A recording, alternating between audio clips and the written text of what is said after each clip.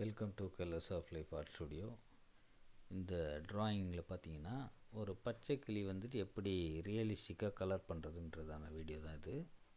இதில் வந்து பார்த்திங்கன்னா இதில் வந்து யூஸ் பண்ண கலர்ஸ்னு பார்த்தா எல்லோ கலரு, லைட் க்ரீன், அப்புறம் டார்க் க்ரீன், அப்புறமா பிளாக். இந்த கலர்ஸ் தான் வந்துட்டு பாடி ஃபுல்லாகவே யூஸ் பண்ணியிருக்கிறோம். இன்னும் பார்த்தீங்கன்னா அந்த ஃப்ரண்ட்டில் பீக்குக்கு பார்த்தீங்கன்னா yellow, orange and red colour, அப்புறம் பிளாக். இவ்வளோ கலர்ஸ்ன்னு தான் யூஸ் பண்ணியிருக்கிறோம். வேறு எந்த கலர்ஸுமே இல்லை. இவ்வளோ கலர்ஸ் மட்டுமே யூஸ் பண்ணி நம்ம எப்படி ஒரு ரியலிஸ்டிக்கான ஒரு பச்சை கிளி வந்துட்டு வரைகிறது அப்படிங்கிறது வந்துட்டு நீங்கள் வந்து இந்த வீடியோ ஃபுல்லாக பார்க்கலாம். அந்த வீடியோ வந்து ஃபஸ்ட்டு நீங்கள் ஸ்கிப் பண்ணாமல் பார்க்கணும்.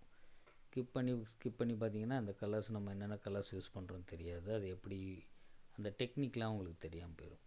அதனால் ஸ்கிப் பண்ணாமல் கொஞ்சம் ஸ்லோவாக பாருங்கள். இது வந்து 20 மினிட்ஸ் ஓடும் இந்த வீடியோ வந்துட்டு. ஒன்ஸ் நீங்கள் பார்த்துட்டு அதுக்கப்புறம் நீங்கள் இது பண்ணலாம். இதோட ட்ராயிங் வந்து இதுக்கு முன்னாடி இருக்கிறதான வீடியோவில் வந்து அப்லோட் பண்ணியிருக்கிறோம்.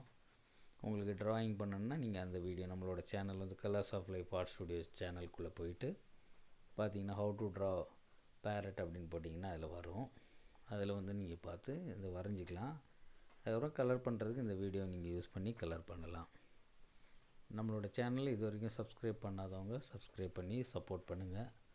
உங்களோட ஃப்ரெண்ட்ஸுக்கும் ஷேர் பண்ணுங்கள். தொடர்ந்து நம்ம வீடியோஸை வந்துட்டு நம்ம சேனலில் நிறைய ட்ராயிங் ரிலேட்டடான வீடியோஸ் தான் போட்டுகிட்டே இருக்கிறோம். அதனால் தொடர்ந்து நீங்கள் வந்து பார்த்துட்டே இருங்க நம்மளோட சேனலை. நீங்கள் பேசிக்காக ட்ராயிங் கற்றுக்கிறவங்க உங்களுக்கு இது ரொம்ப ஹெல்ப்ஃபுல்லாக இருக்கும். அப்புறம் வந்து வேறு ஏதாவது உங்களுக்கு ட்ராயிங் வேணும் அப்படின்னா நீங்கள் எங்களோட கமெண்ட் பாக்ஸில் போயிட்டு கமெண்ட் பண்ணிங்கன்னா உங்களுக்கான ட்ராயிங் வந்து நாங்கள் வந்து அப்லோட் பண்ணுவோம். உங்களுக்கும் அது யூஸ்ஃபுல்லாக இருக்கும்.